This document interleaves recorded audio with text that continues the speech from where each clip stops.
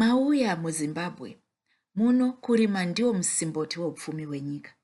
Tine misika mikuru yakaita semusika wekuMbare muHarare neweFifth Avenue Market kuBulawayo, iyo inounza zvirimwa zvizhinji kuzotengeswa nekutengwa.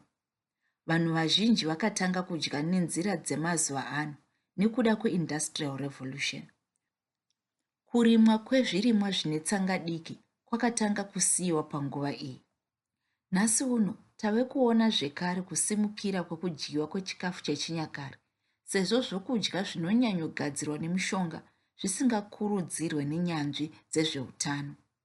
Izvi zvave kumanikidza vatengesi kuurutsa uye kugadzira nemaoko zviyo zvidiki, sezvo zvave kuwedzera kutengwa pamisika. Asi hazvisi kugadzirwa nemazvo.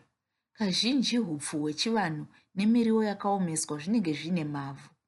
Izvo zvinoita kuti nyangwe vanhu vachizvida havazonyanyi kutenga nekuda kwekusanyatsochena nekusanatsotsetseka kwazvo. Ndakava nhengo yeKnowledge Transfer Africa muna 2015, icho chinova chikamu chinobatanidza varimi nemisika, chichivaka kushandidzana nekukurudzira kutengeswa kwezvokudya zvakanaka nenzira dzakanaka.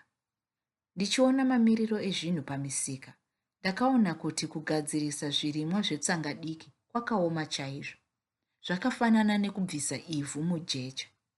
Hurumende inofanirwa kuisa mari muchikamu chebhizimusi rekurima, kunyanya iro rezvirimwa zvine tsanga diki. Varimi vanofanira kudzidziswa kutanha nekugadzira muriwo zvisingavhiringa kana kusimudza ivhu. Uyezve, vechidiki vanofanira kuunganidza mbeu kubva kumisika, vodzirima, vokwanisa kuwanazve zvimwe zvirimwa nezvokudya. Tikadaro, tinenge tichichengetedza zvekudya zvedu, mbeu dzedu neutano hwedu. Budiriro inowanikwa nekurima mbesa nekuchengeta mhuka dzinoenderana nemamiriro ekunze emunharaunda yedu. Batanai nesu mumishandira pamwe yedu yekutsigira nekuchengetedza misika yezvirimwa zvedu, uko kwatinotarisira kuti shanduko inobva kumunhu wese.